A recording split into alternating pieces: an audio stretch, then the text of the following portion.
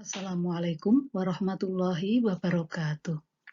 Saya Enistianti dan anggota tim saya adalah Ibu Sarjiah dari Universitas Muhammadiyah Yogyakarta.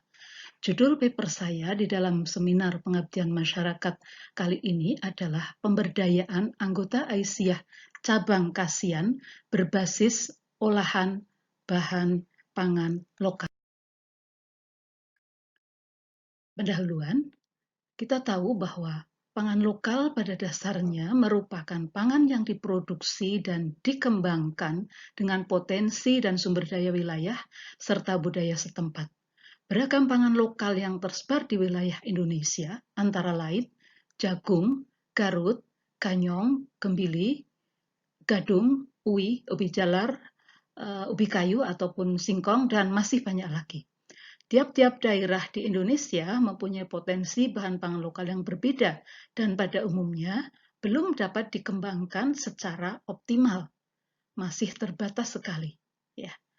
Di sisi lain, ada barang impor, dalam hal ini adalah tepung terigu yang permintaannya semakin hari semakin banyak, di mana tepung terigu pada dasarnya dibuat dari biji gandum yang merupakan impor dari negara lain, dan berdasarkan kajian menunjukkan bahwa impor gandum untuk Indonesia dari tahun ke tahun mengalami penambahan atau pertumbuhan sekitar 5% dalam tiap tahunnya. Ada tepung selain tepung terigu yang karakteristiknya sangat mirip, dalam hal ini adalah tepung mukaf, di mana tepung mukaf itu dibuat melalui proses fermentasi sehingga teksturnya lebih halus dan mengembang jika untuk produk olahannya serta tidak berbau ubi kayu.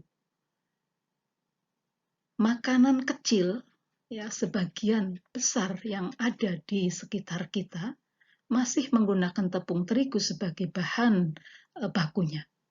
Padahal, tadi sudah saya katakan, kita mempunyai bahan-bahan pangan lokal, akan tetapi belum dimanfaatkan secara optimal.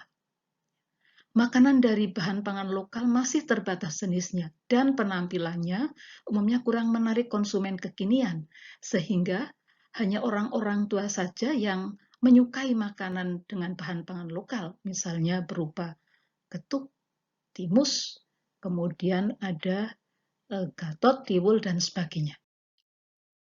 Berdasarkan analisis situasi seperti itu, maka tujuan dari pengabdian masyarakat kali ini adalah meningkatkan pengetahuan dan keterampilan pengusaha makanan kecil ataupun snack dalam mengolah bahan pangan lokal. Yang kedua, mengembangkan strategi makanan berbahan pangan lokal tersebut, karena ini merupakan makanan yang mungkin baru sehingga perlu ada strategi-strategi pemasaran yang sesuai. Metode yang dilakukan yaitu dengan pelatihan dan praktek, tentunya praktek mengolah bahan pangan lokal menjadi berbagai makanan atau kue yang menarik, serta pemberian fasilitas peralatan untuk mengolah bahan pangan lokal. Yang kedua, metodenya adalah penyuluhan dan diskusi tentang strategi pemasaran yang ada, kemudian nanti para peserta dapat memilihnya mana yang sesuai. Metode yang lain adalah monitoring dan evaluasi. Di dalam kegiatan pemberdayaan masyarakat, kami melakukan pre-test sebelum kegiatan, kemudian post-test setelah kegiatan. Di samping itu, kami juga melakukan pengamatan pada saat pelaksanaan kegiatan. Hasil dan pembahasan. Kami melakukan pelatihan dan praktek pembuatan snack dengan bahan pangan lokal berupa tepung mukaf dan ubi jalar sebanyak 3 kali, yaitu di Aisyah Ranting Taman Tirta Utara 2 kali, dan yang sekali di Aisyah Ranting Ngesti Harjo, tepatnya di kelompok Aisyah Jomegatan.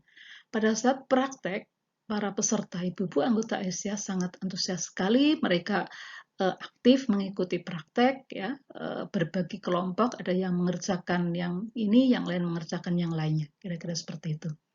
Selain fasilitas peralatan untuk membuat kue. Di sini pada masing-masing kelompok kami beri peralatan.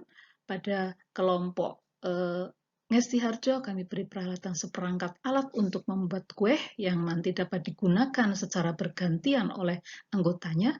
Demikian juga pada kelompok ataupun pada Aisyah Ranting Taman Tirta Utara kami memberikan beberapa peralatan yaitu oven, panci kukus, wajan, dan sebagainya. Praktek dari ibu-ibu anggota Aisyah di Ranting Taman Tirta Utara dan Ngesti Harjo untuk olahan dari ubi jalar yaitu berupa pizza, kemudian donat dan brownies, sedangkan untuk olahan dari tepung mukaf itu berupa brownies, cookies, dan masih ada satu lagi adalah risoles mayones. Rasa dan tampilan dari produk-produk ini tidak kalah dengan tampilan dari produk dengan berbahan terigu.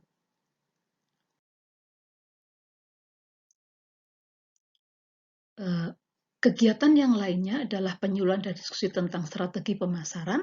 Kami memberikan strategi pemasaran berdasarkan konsep 4P, yaitu produk, price, place, dan promotion. Strategi produk yang perlu diperhatikan adalah atribut produk. Bagaimana ciri dari produk kita. Kemudian perlu adanya merek dari produk yang kita buat, perlu dikemas dengan baik dan diberi labeling sebagai ciri khas produk kita. Price merupakan faktor yang sangat sensitif bagi konsumen, sehingga seorang pengusaha harus menetapkan harga dengan tepat, ya, berdasarkan harga pasaran yang berlaku untuk produk sejenis atau dengan cara menghitung harga pokok penjualan dengan sudah memperhitungkan keuntungan.